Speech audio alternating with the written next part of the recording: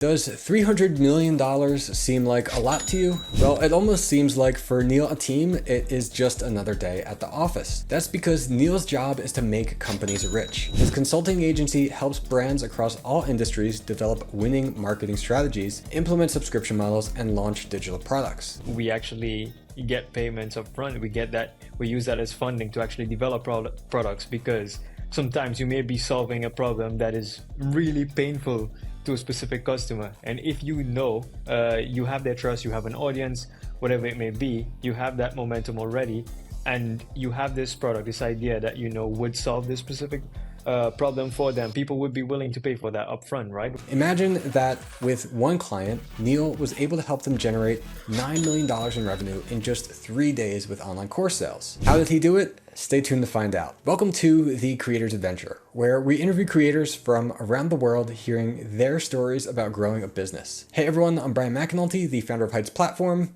Let's get into it.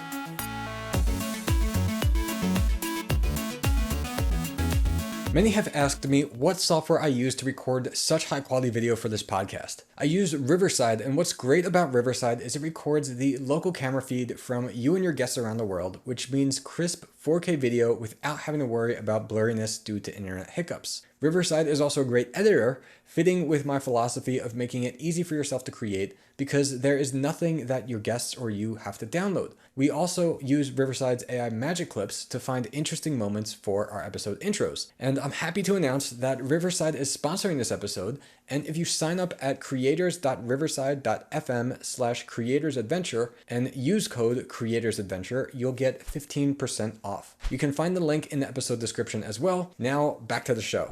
Hey everyone, we're here today with Neil Ateem. He is the co-founder of Multiplier, a marketing agency that specializes in helping companies achieve substantial revenue growth. They've generated over $300 million in revenue for renowned brands like Mindvalley, Catcha Group, Peterson, Coaching.com, and many others. With 10 plus years of marketing experience, encompassing product launches, marketing strategies, subscription models, and digital products, Neil is well-versed in a range of industries. Neil, welcome to the show. Thank you, Brian. Thank you for having me.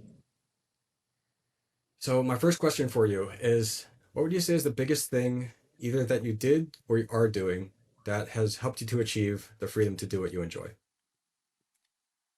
The thing, it's hard to pinpoint just one thing, but I can think of a few things, I think from a marketing perspective, which is what we're going to be focusing on today, it's really about adding value and understanding what do people actually want, what is the value that they want, what is the problem that you're going to solve for them, and if you start from there as a macro view and you actually zoom into the other things, I think it's a good place to start, right? So if I had to sum it up into one thing, is that the value. You start from there, then you go into everything else, because you can go into the niches, into the type of funnels, into the campaigns, all of these things, right? Which do make up the whole ecosystem, but it comes down to one thing, which is the value that your product, your service, your platform, whatever it may be, actually brings. So start from there, solve a problem, or, it depends on the niche or the actual customer that you're serving, but it may be solving a problem, it may be something else, maybe it's a luxury product where, it gives a person status or some type of membership or access, depending on what the scenario is, right? Completely depends on that. Yeah, it's great advice, because just hearing that, I'm thinking about a number of creators where they're so focused on the product, and I can picture exactly like these creators who they're thinking, I'm going to make this and it's going to do this. And they have all these ideas in their mind, but then they haven't taken a step back and realized, well, what is the value? What's the pain that they're providing a solution for their customer? And it's not that they haven't described it clearly in their marketing. It's that they maybe aren't even connected to it. They just don't even know. And they have this idea of something they want to create, but they haven't thought of what is the problem they're actually trying to solve. Yeah, exactly. So it's the first place to start, right? I would say before you even sell anything, you want to know what is the value you're bringing here, what is the problem you're solving. And for example, like I have cases where I have done launches and stuff like before a product is ready, right? And we call it the pre-product strategy, where we actually get payments up front. We use that as funding to actually develop products, because sometimes you may be solving a problem that is really painful to a specific customer. And if you know, you have their trust, you have an audience, whatever it may be, you have that momentum already, and you have this product, this idea that you know would solve this specific problem for them, people would be willing to pay for that upfront, right? Whether you're giving them an incentive or it really is that painful that yes, I would fund this. So this guy actually go out and create this, or this company actually goes out and creates this, you know. So yeah, if you start there, it's a perfect place. And with this approach as well, like you can actually go ahead and create products and then try to sell it, but that's never what we recommend. It's always start with the problem, like I said. Pitch it, you know, say, I'm working on this. It's completely fine, because if you're actually genuinely adding value and helping someone, you don't need to sell off the bat and create the perfect product. You can iterate. And this is things we do, you know, like as we're building stuff out, like let's say it's an online program. Sometimes we build it week on week. We start off with the live and then iterate, get feedback. From there, you take all that feedback, and then you can build a perfect product after that, right? So sometimes you can build as you go and use all the feedback along. You don't even need to sell it sometimes, because when you think about it, like in the long run, things like online courses, communities, these things sell on evergreen, right? Which means it makes money perpetually. So it's not something you need to keep reinvesting on. So it's okay if you get an initial group of people in and you test it out, take all the feedback, you know, perfect that thing, get the best testimonials. And, you know, like from the Stone Age, like the thing that works best is like word of mouth, right? So if someone is raving about your product or service or course or whatever you may provide, then it sells itself. So yes, I endorse marketing and ads and funnels and everything. That's what I do, but nothing works better than word of mouth, right? So if you can build that in from the very beginning, then you're onto something. Yeah, and you want to be able to get your product to the point that you can make it good enough that it'll spread with word of mouth. And to do that, you need to get that early feedback. You need to get something going. And I think the key that you mentioned is momentum. And Exactly. there are a lot of people that will spend this time creating something and are working on it, but they're going a little bit slow, and they could go faster. And once you have those customers, whether they're pre-purchasing or even if you're going to let them in for free, now you've got people asking for something. They've got a problem, they need you to help fix it. They have something that they have questions about, and now you have momentum because there's this pressure from those potential customers saying, I need help with this. And now you suddenly have all these things to do. And instead of guessing what to do, you actually know the path because your customers and potential customers are telling you it. Exactly, 100%. So I'll tell you this, most people, they know enough, they're smart enough, they have enough certifications and training and experience and case studies and testimonials and everything already, right? That's done. But the thing that sometimes hold them back is actually execution. So if you use a method like this, it holds you accountable. That way you have Mm. no other choice but to go ahead and create this product, create this service, co-build it with them. Because sometimes we're stuck in this trap of, oh, I just need to do one more thing. I need one more certification. I need, always needing one more thing, one more thing, one more thing. And I'll tell you, I'm very experienced in the personal growth space, right? I'm the former head of subscriptions at Mindvalley. So I know how these people think, and I'm one of them. I'm always learning and reading and want to do this new course or book or something, and it's always the thing that prevents me from execution. So having that accountability directly from them, nothing beats action, right? And it's snowball effect. So if you actually put something out, say from the very beginning what you're building, people would jump onto that. As I said, you stick to the first principle, which is the value that you're putting out there. And then, yeah, it just takes care of itself because people like to be involved. They like to build stuff. When they invest their time and stuff, the outcome for them is much more enjoyable. It's like it's like, I don't know, this may be a weird analogy, but it's like you bake a cake, if you actually put in the work and you eat that cake, it's going to be like, amazing cake, you know. But if you just go to Mm. the bakery, you pick up a cake, it's just a cake, you know. So it's the same with anything. If we put effort and energy into it, it becomes even much more desirable or enjoyable, you know. Yeah. Yeah, I agree. So before 2020, you were working in the corporate world for about 8 years, and then you quit to start your own business, become a digital nomad. Was there a pivotal moment at all that made you take that leap? So the thing is, even before I jumped into corporate, I did have an agency before, which I sold, right? So I'm from the Caribbean, I'm from Trinidad and Tobago, and when I was around 17, 18, I had an agency, was doing web design, ads on Facebook, all of these things. But it's not scalable. It's a very small island, 1.3 million people. So nothing was really moving there, you know, to the extent that I'm at right now. And I had a oil and gas job. I worked in oil and gas for 5 years, and then I decided to leave.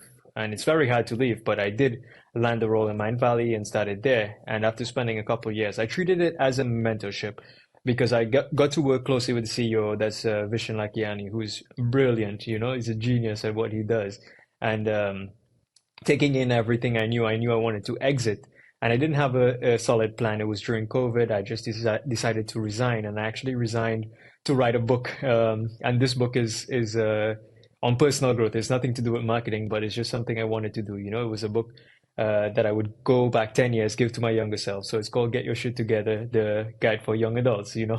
So it's nothing to do with marketing, but at the same time, of course, I needed to support myself, you know. So quitting your job during COVID, it was like unheard of. Everyone, you know, wanted to know if I was crazy, but I just had that inner trust, you know, everything that I knew, I would be able to make something out of it, you know. And then I just started doing consulting. I, of course, built a name in this space. And then, yeah, just companies started coming and, you know, just doing the 1 hour consulting or, you know, something on retainer or fractional CMO, you know, these kind of things, you know. But of course, it's Yeah. not scalable. So naturally, it just somehow turned into the agency model. And yeah, just expanded from there, you know. So I really expanded from the personal growth space, the online courses space and stuff, and now we do platforms and stuff like you know, starting with creators with just 100K Instagram followers, let's say, who doesn't have a product, who's never sold anything, to companies doing 50 million a year now, you know. So it's a really broad spectrum and it's against the grain, you know. They always say go for the niche and stuff, but to me, it's like there's so much learning when you can actually see what happens in different industries, you know, different niches and everything, Mm. and apply those learnings across because at the end of the day, it comes down to understanding how human beings think and what motivates them, what problems you're solving for them, you know, how can you make their lives better. So the learnings is applied across the board, and frankly, I get bored just doing one thing. So, you know, I like the diversity, you know. But yeah, Yeah. it's been a journey. But now the thing is, the way I view it is like I get to do the thing I like the most, which is see numbers go up and my clients are happy, I'm happy, and I enjoy this. You know, it doesn't even feel like work a lot of the time. It's like a hobby, and yeah, just keeping an open mind out there to what comes. You know, because again, like I said, everything comes down to learning. You know, I think that's the best approach to product building, selling, marketing, whatever it may be, even just life. You know, just be open to it. You know, because you can learn even the littlest nugget from the most random place and apply that, you know, to somewhere else, and it can be like a huge lever for business, for life, anything. Yeah. Yeah, I love that. I mean, maybe it's obvious as the founder of a course platform, but um, I feel like I would not be where I'm at today if I didn't have a similar approach of like the things that I learned in different industries and different things allowed me to build what Kite's platform is today. And I can't see it happening any other way. I think the experience in those different things is really, really important. And everyone tells you like focus, you got to focus on one thing. But I think especially in the beginning, it's kind of important that you don't if you haven't learned enough or haven't figured that thing out yet. And like now I'm really focused on Kite's platform. But yeah, if I didn't have a web design agency, if I didn't build web applications, if we didn't build other applications and services that involved having a bunch of other businesses on the platform, all of those things combined led me to be able to build what I built today. And at the very least, it would have been very different and very slow in comparison to get to this point. 100% agree because even for me, like my background wasn't marketing. I studied computer science, I did web design, I did graphic design, all of these things, but somehow it just melted together and, led me to this, So at the base of it, it was like that thirst for knowledge, just being a curious person, wanting to learn anything and everything, And I think that is what translates to a good marketer, a good entrepreneur. You need to be open to everything and learn from everywhere. So then you can channel it. But yeah, it took me 8+ years to actually, find something that I actually I'm certain, yes, this is what I want to do and this is the only thing, So yeah, like sometimes it's a bit Yeah. rushed. Well, Um, that's the other thing mhm. because it's not only learning about all those things, but when you gain more experience in these different areas, then you can better find out what you really want to do. And I think you don't get to have that experience until you've learned and done things for a bit yourself. Exactly. And I don't know who did this quote but there's this quote something about you need to substitute experience with knowledge at the same time, So there's always the notion that you can read so many books and do many courses, but nothing beats experience. But at the same time, there's the other side to it, because you can have all this experience and stuff, but you need to know how to piece it together at the same time. So everything Mhm. that I've done, I know how I piece it together to form some kind of weird puzzle or jigsaw, that I can actually apply and make it applicable and practical. So it's like piecing things together, piecing your experience, your knowledge, and whatever you're learning, so it applies to your ecosystem on whatever you're building or doing, at the same time. Yeah. Yeah. So you've got a really impressive client list. And how did you attract some of those big names initially? Was it using like your background at Mindvalley and telling people what you did there or something else? Yeah, so one of the first things I mentioned, right, it's word of mouth is the most powerful. So the funny thing is, as a marketing agency, we do zero marketing, so it's all people just coming to us, spreading word of mouth and stuff, and then it comes down to, as I said again, delivering the best product or service possible. From there, people just naturally will be coming to you, right? So if you deliver the best product or service, it's like, think about it this way. If you work with a business, a creator, whoever it may be, they usually know each other, right? For me as an entrepreneur, Mm. I know other entrepreneurs. And when someone says, "Oh, I need someone for this or this," immediately I know who to recommend because I enjoy working with this person, they deliver results, whatever it may be, right? So it's the single best way. Now, for me, I had that background of years of experience. I launched Mindvalley's subscription product, 0 to 20 million in 1 year. Now it's $100 million product. It's the only product they sell, cut down from 36 products.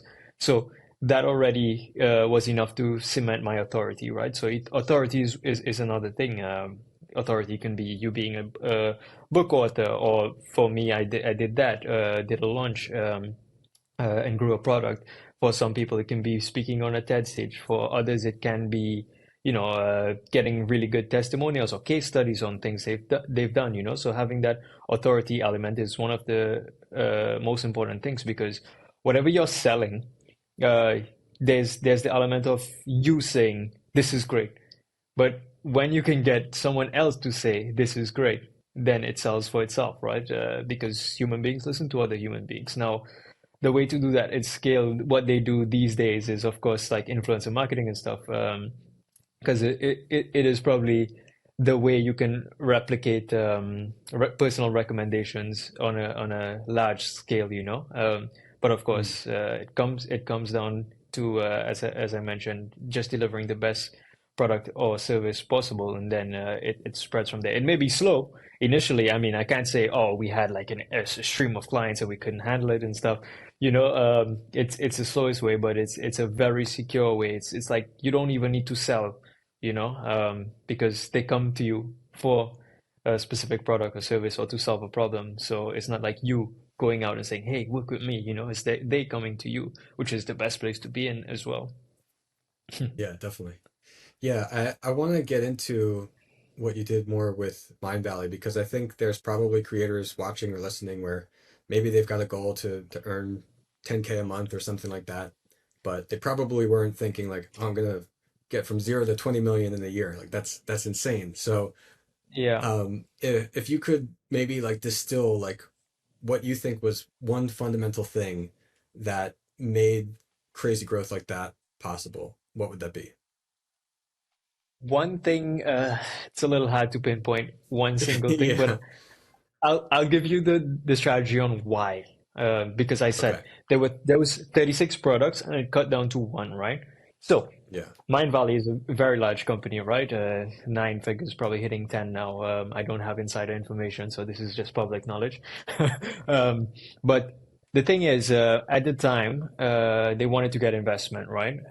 And to get investment, you need to have some predictability in your revenue streams and everything. Now, selling online courses, it's amazing, it's beautiful, right? But when you want to scale a business and take it huge, um, it becomes a bit blurred because you don't have that predictability. So with transactional revenue, it's like transactional revenue is like I pay, I get, right? That's it.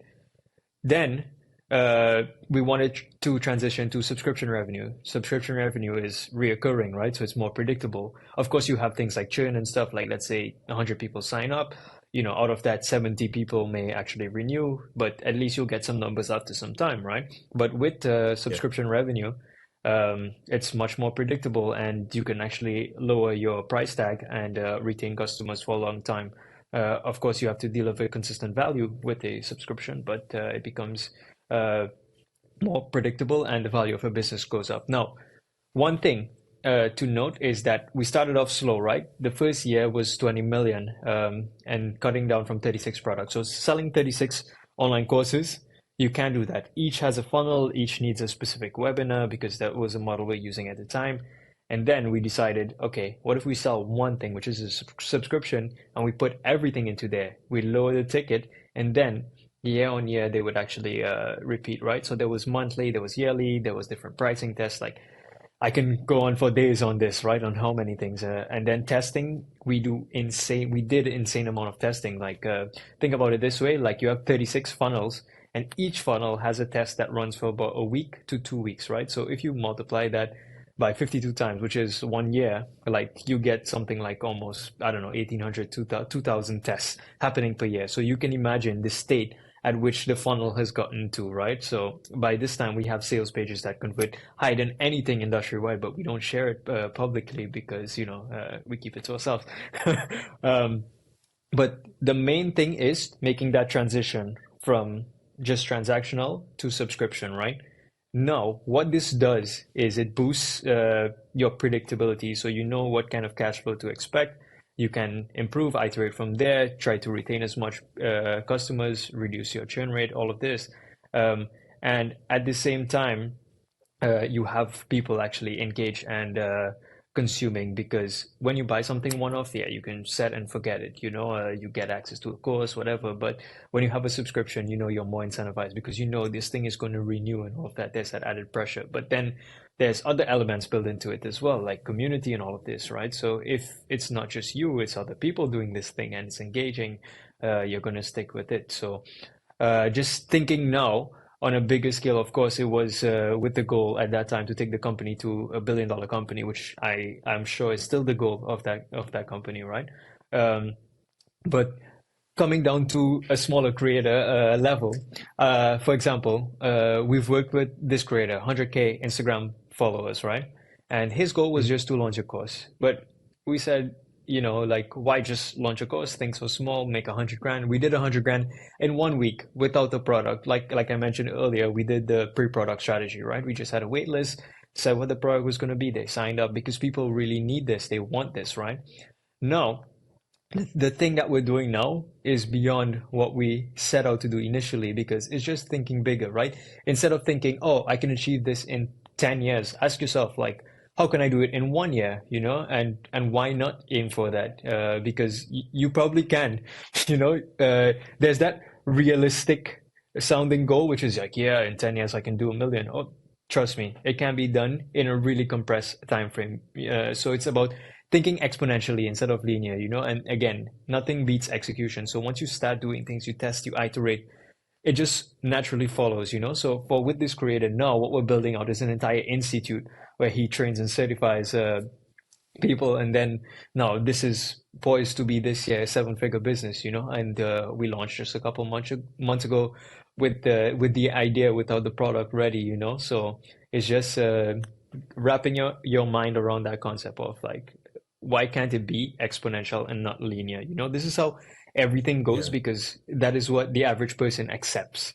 You know, I would Mm. accept this level of growth because that is comfortable. That is what, you know, I can tell someone and they'll be like, yeah, that sounds reasonable, you know, but you have to go with the unreasonable if you want to build something big, you know, like always say like, why not? Why not me? Why not this amount of revenue? Why not take it to a million, 10 million, 20 million, 100 million? Like what happened there, right? So it is all Yeah. possible. It's just a lot of the stuff is how you view it, your mental game, you know?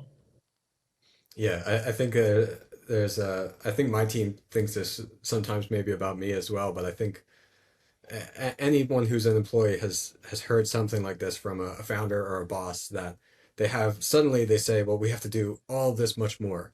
And you wonder why, like, are they just pushing you to do more? But they're realizing and they're thinking that, okay, well, what we're doing now, like, that's going to keep us with what we're at now. But if we want to get to like 100x what this is, then there's something that we have to do a lot more of in order to get a bigger result and bigger outcome. And I think that it's really good to try to think about this, like you're saying, because the the one downside that I feel, I guess, kind of bad about for some creators is they don't realize that it is this curve of growth. It's not linear. And you, if you keep at it long enough, you'll eventually get to this point of success that's bigger than you ever imagined. But number one, people often quit too fast and they don't reach that point to be able to see that. And sometimes it's also because they take too long to be able to get themselves to that point where they could make that, just compress that whole same curve by thinking of, well, what if we just did this and did more of X or whatever to make that same thing happen faster. Yeah. So it's this perfectionist type of attitude as well, right? Like as you mentioned, they kind of take their time and go slow because they want everything to be perfect. But if you have a loyal customer base, if you're solving actual problems and you know adding value out there, they won't mind if things break, you know, now and then. In for the sake of progress, you know, for you to deliver something even better or solve a different problem for them. So Yep. sometimes. Getting there 90% is good enough, you know? If Yeah. it's something, if that 10% is really gonna hold you back and hold back the growth of the company or the product or the service that you need to put out there. Like for example, when we were building when we build now, it still happens. Like things break, you know. We don't have everything perfected. You know, email sequences. We have people reaching out, but you know, it's human beings at the end of the day. Like AI isn't running everything just yet, so people are understanding. You know, so it doesn't always take that level of perfecting things to actually make something successful, you know, because if you have that human contact with people, they would understand. In the name of progress, sometimes things break, and that is completely fine, you know. Now, as you were saying, from an entrepreneur's perspective, like for us, we just want to move really fast, right? And for the team, they may be thinking, oh wait, no, this needs to be done, this needs to be done. But sometimes, you know, it comes down to prioritization as well. Like some things may not be 100% necessary and maybe holding things back, you know. So it's just finding those things. So it's like kind of Pareto principle in everything, in how you deliver your product, well, you build your product, what needs to go to market, all of these things, you know. So it's Yeah. finding that sweet spot. Yeah, definitely. Yeah, I was actually commenting to some other software developer earlier today that they were saying like, oh, quality is so important. You can't have bugs because you want to have a quality product. That's how you become successful. And I said, well, first of all, like for my background, I am the product guy. I'm not really the marketer. And so I am the perfectionist. I want it all to be perfect, but it's okay to have those bugs and have those mistakes, like you're saying, because as long as you're going to go and fix them, then that's the way that you're able to get things out there, get feedback, get this iteration going so you can get the product to that point that it is so incredible and amazing. And if you wait and try to make everything perfect and have the quality product, then maybe you never get it in front of people. And then that's the path to just it just goes and dies because you never get anything happening with it. Exactly. And I have worked with companies like this, right? They're building this software, this platform, all of these things, and then it's just going ongoing, months and months, building the perfect thing. And like all they need to do is just bring something to the market, get actual human beings in there using this thing because it's good enough, already. It's going to add value. It's going to impress people. They're going to love it. They're going to enjoy using it. And from there, you iterate. But obsessing over this, having this perfect thing, I think that is what stops most people from actually making significant progress, So you don't need to be perfect. As I said, it's a human being behind anything at the end of the day for now. So uh, having that understanding and then having your customer base or audience, whatever it may be, understand that as well, and be human about it. It's okay. It's okay to show. I think that makes it even better because then they would love to give feedback and iterate with you if you position it in such a way.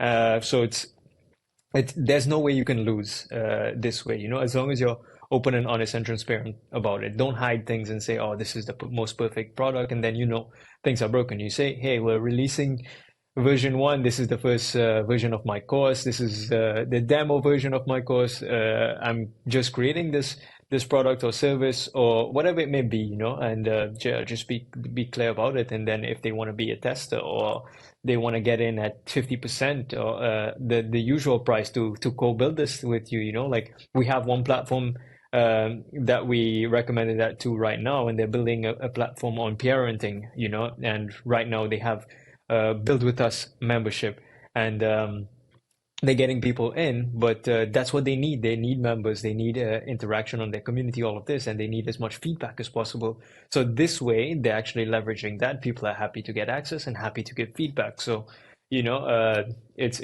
just a win-win in that way, and then they're completely open and transparent about everything and how they're building and stuff, And as I said before, people are happy when they have to actually co-build something because they feel like, wow, I invested my time and effort and energy into this, and I love seeing this product into the world because I kind of build this too. Exactly. Yeah. People worry that if somebody contacts them about a problem or a bug or whatever, that it's a bad thing. But as long as you go and fix that for them, now you've just created this experience for that customer that they're going to be the one that goes and tells all their friends about you because they just had this great experience. You're like, wow, I'm trying to work on this thing. And then whatever company I contacted them and now they fixed it for me. And now they've got a connection with you. Whereas actually, if you waited X number of years to perfect your thing, it was just perfect from the start, then that customer never contacted you. They thought, okay, everything's fine. So you can actually create a better experience for them in a way if something goes wrong and then they interact with you about it. Yeah, exactly, 100%, and then at the end of the day, like you may have just started a relationship there, with that customer in terms of like, oh, they can become a lifetime customer after this interaction because then you go back to them saying, hey, Jenny, thank you so much for sharing this feedback. We actually implemented a fix, and you can test it out now. Let us know if it's working fine, like uh, even these small interactions. If you're a big company, let's say you have 100,000 customer base, just that one interaction, it means something to them because then they know, wow, it's human beings behind there and they actually care, and of Yeah. course, if it's a smaller creator or someone with a smaller audience base or customer base, of course, it's going to be really much more potent because you have direct connection with this person and you can, develop this even more, get more feedback from them if they're and the thing is, uh, when things are broken, sometimes some people just accept it, right? But the really dedicated ones are the ones who write in, The people that leave reviews Exactly. Yeah. um, tend to be on both sides of the spectrum, Either they hate it or they love it. And sometimes you'll get the ones in between, but these are people that are passionate, whether it's love or hate, or, Mhm. sometimes you get the neutral. But from there, you can develop that into something more. Yeah. Yeah. If it helps for anyone listening, like what we do is anytime there's a bug, we write down in a list all of the people on that bug ticket of like who actually reported that. So when we fix it, we can go contact every single person and say, hey, we fixed it. And we start that conversation back with them. So if you solve it or improve it, go and tell them that you fixed it. And then even if they seemed really angry before, now hopefully they're happy. And then go after that and ask them to leave your review, because just like you said, those are the ones who are going to go and do that. Exactly, exactly. So it's relationship building. It may not be the most scalable thing, but it's human and it works. It helps, you know. So don't shy away from that. I would say it's the best feedback is directly with the person that you're selling to. Like you can't get better feedback than that, you know. Yeah. Yeah. I want to go back also to what we were talking about with Mindvalley. So in their case, like they're a massive company and you consolidated all these products into the subscription. Would you suggest for like the individual creator to also have a subscription product, or does it really depend? It completely depends. Like every offer, every niche is different, you know. It depends on what you're selling. Let's say you have something that takes customers on a journey, like from a beginner level to an advanced level, right? Whatever niche it may be in. Like, let's say you teach how to play the violin, for example. Now, what you can have there is a product suite of like five courses, let's say, that takes you from beginner to advanced, right? It would make sense to package something like that into a subscription. So that way, you know, they're going to take, I don't know, maybe 1, 2 years to actually get to that pro level. So it makes sense to actually put it into a subscription. You build out the community in there, have some add-ons, you get their interaction, their feedback, see what else you can build from there, right? Rather than just saying, hey, this is a beginner's violin, this is intermediate, and this is uh, professional, right? So that way, like I said, they may sign up for beginners, but they may not continue. They're not part of a community. You know, they're not locked in. They don't. They already know I paid for this, so it's there. It can sit on the shelf. It's like books that you buy. You know. Mhm. So with the Yeah. subscription, it's something that is always in your mind because you know you're spending money for this. You tend to be more likely to use it, right? When you have a subscription for Spotify or Netflix or whatever it may be, you use it's something you use all the time, right? So subscription mentality usually goes along with that, right? You tend to be a little more active on it because you know it's something that's gonna renew. So that is one case. Now, if you sell random stuff, which there are people that do this. It may not make sense because things aren't tied together, right? However, even if it's not something so specific, like as I mentioned in that example, it may be the case where products are related and you can actually design a user journey for them, right? So let's say you want to teach someone how to code, right? So you can have a subscription product that helps you learn to code, but then it teaches you how to leverage that to become a freelancer, for example, you know. So you can tie things together. So it takes the coding element into account. It takes learning to start a business, learning to sell, doing your marketing and ads, and so it ties together because it takes them on a journey. So then the subscription makes sense. So they start off learning to code, then they learn to actually promote themselves on platforms like so whatever it may be online, and then they learn to sell and pitch. They learn to do ads and actually generate leads and build a funnel. So something like that would make sense. Although it's not strictly coding, it ties together, right? So it makes complete sense. Now, as I said, it's case by case. Sometimes this model can work and sometimes it may not because you have customers who may come in for something specific. So one thing I didn't mention, and this is part of the secret sauce, we did have 36 products, right? And one offer. Mhm. However, 36 plus, there's more. We still have, well, they still have those 36 plus funnels. Although the main difference now is that it sells one product. So if there was a product on health and fitness and there was a product on mindset, and there's a product on business, instead of selling those individual products, now it just sells the main subscription, right? So with Mhm. that, now you have that flywheel effect, whereas someone may come in for their health and fitness, but then they see business and they want to go into that because it's part of the subscription. You actually expand them, expand their interests and desires, and that actually helps your company in the long term as well. So you can further develop products because there is no end to personal growth and learning and everything. But like I said in the beginning, action beats everything. But you have to keep learning at the same time, but you can't let it stop you from actually being practical and taking execution seriously, Awesome. Yeah. Yeah. Well, I'm glad to hear all that too, because we just did something similar with our own courses and communities that we had these different products, but some of them were not really related. And so for us, it was hard to figure out, okay, well, what are we going to pitch? Because if you're just a course creator and you've got this specific result you want to teach people, like, okay, sell them that course. But we had these different things, and it's too hard to say, like, okay, buy this course or buy that course. So we consolidated it into just this membership plan that you just buy the one thing, you get all of it. And I think it's going to be a lot easier for us to then promote it to potential customers. But I want to talk about one more different thing with you is that you also worked with Jordan Peterson on a Black Friday campaign for his signature self-authoring program, and you helped him generate 9 million in just 3 days. Can you tell us more about that project and like maybe what marketing strategies you implemented there? Yeah. So, to be completely transparent, like he has huge authority.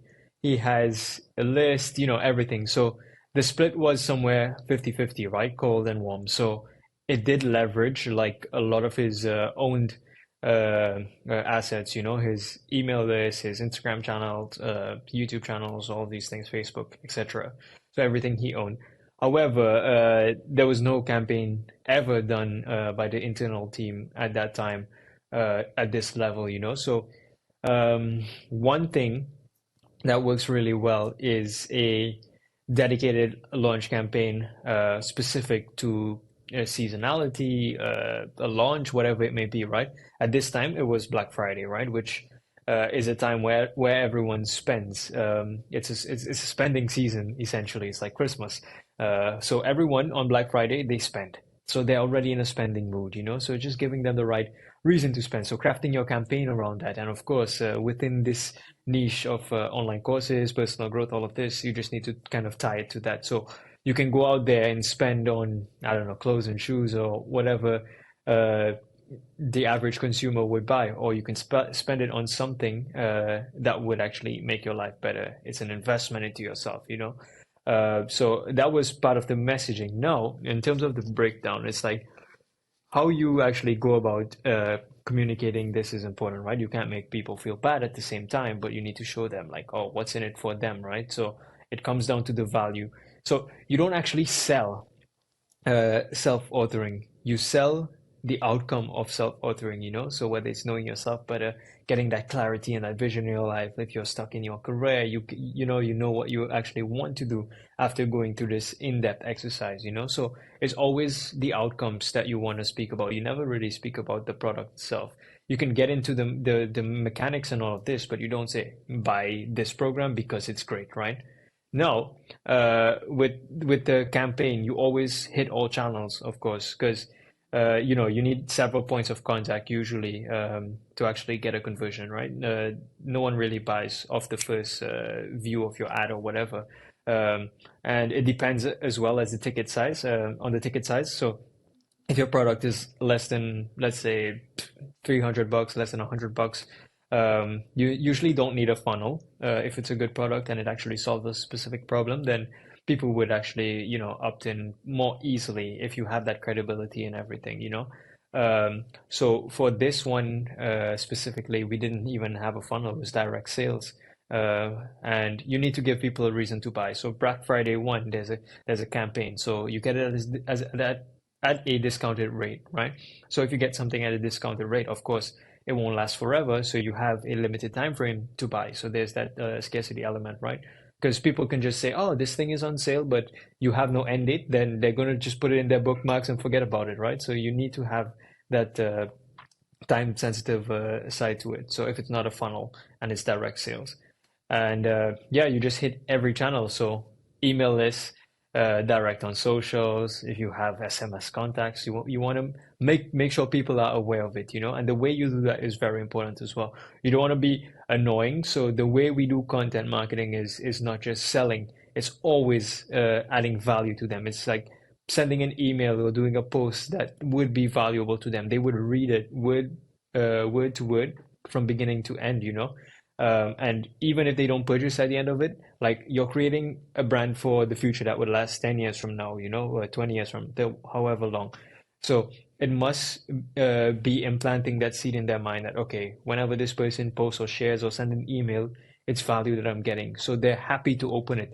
It's not just, oh, buy this is 50% off. Never, ever, ever do we do that, you know? So you have to be very strategic about it. Like even in the ads, some of our ads, we saw ROAS of like, I don't know, 14x and stuff, you know, like spending 1K on a specific ad and getting like 14K back. It was insane, you know, but of course it won't last forever because our campaign was just a few days, you know, but we maxed out on it and got as much revenue as we could in that time frame. And of course, you have to be ethical when you do these things. If you said your promo is 3 days long or 5 days or 7 days, whatever it may be, you have to make sure and close at the end, or else you're gonna lose trust. You know, your brand is gonna tank in the perception and that trust from your customers. So that is very important. But yeah, the main thing is the campaign and how you position it, because the course is always available. The the program is always there. It's on evergreen, you know, and they are aware of this. But why do they buy? They need a reason to buy. You need to give them that reason. Exactly. So whether it's an incentive, a specific offer, like some bonus, like there's so many things you can go into, right? Like you can create a reason, any reason to do a promotion, you know, but it's the way you do it, you know. So it comes down to that. So the actual mechanics of how you do a launch, and it's a little hybrid as well. Like some of you may be familiar with PLF formula, which is the product launch formula from Jeff Walker. It's like OG internet marketing, but a lot of everything that happens today with product launches has been built on that, you know, even including our strategy, but it's gone and evolved a little bit beyond that, maybe way beyond that, you know? Yeah. Yeah, yeah, that's excellent advice. And yeah, the reason is really important. Like you can have a new feature, something new that you're offering, like that can be a reason. And if you don't have like any other reason, then that's when you go to like, okay, a discount. And Black Friday again is like the perfect time for that because everyone's expecting a discount. Everyone knows that it's for a limited time. So it's really natural to offer something at that time. Yeah, exactly. And it can be anything, you know, like let's say you're at the office and you guys get a dog at the office. You can say, "Hey, we got a new dog. Exactly. This is you know, this is Yeah. Sparky, So our yeah, new dog," and that's it. yeah. Yeah, you can have any reason. It can be really simple like that and completely in some ways unrelated. Um, and yeah, but then if you tie it into a story and say, oh, by the way, like if you want to have this kind of thing too, then like we've got a product here. Yeah, I think that's great. Really excellent advice. Really appreciate it, Neil. I've got one more question for you, and that is on the show, I like to have every guest ask a question to our audience. So if you could ask our audience anything, whether something you're curious about, something you want to get everybody thinking about, what would that be? Mm. Okay, so one thing I always ask all my clients is if you had to 100x your current goal, what would it take you to get there, right? Now, I'll give you some pointers to help you think on it, like a little framework. So we always focus on marketing levers, right? And there's a million things to look at out there, you know, like there's so many metrics, your value per attendee if you do webinars, your VIP value per lead, your CPM, like million metrics out there, right? But we look at two things: your customer acquisition cost and your customer lifetime value. One is how much does it cost you to acquire a customer, and the second one is how much would a customer spend with you throughout your entire relationship together, right? So with those two things, that is like the golden 1%, we call it. You use that as your base, and then you think, okay, how do I 100x this business? So then you think, okay, I need to reduce my customer acquisition costs. I need to increase my customer lifetime value. So, you know, along these lines, you may be thinking like, oh, how do I make 10K a month, But how can you make 100K per month? How can you make 1 million per month, And it may take you not selling a $300 course, but selling something for 10K, one single product. And this is something we do now. Like initially, one of our clients wanted to sell a $299 product, and now we have him selling a 20K product, a 10K and 20K product. So that initially he was like, "Whoa, you can do that!" But yes, you can, So think along these lines. That's a little example for you there on what is possible. But yeah, how do you 100x? And work backward from there, right? It always starts with the North Star metric, and then you work backwards. So don't think linear, think exponential always, because everyone is thinking linear. For you to make that difference, you always need to be exponential. Awesome. Love it. Okay. Well, Neil, before we get going, where else can people find you online? Um, you can find me on LinkedIn, my name, Neil Ateem, or Instagram, Neil Ateem. Like it's all the same everywhere. Or Multiplier. Website is multiplier.agency. And yeah, you can just contact me anywhere there. All right. Awesome. Thanks so much. All right. Thank you, Brian.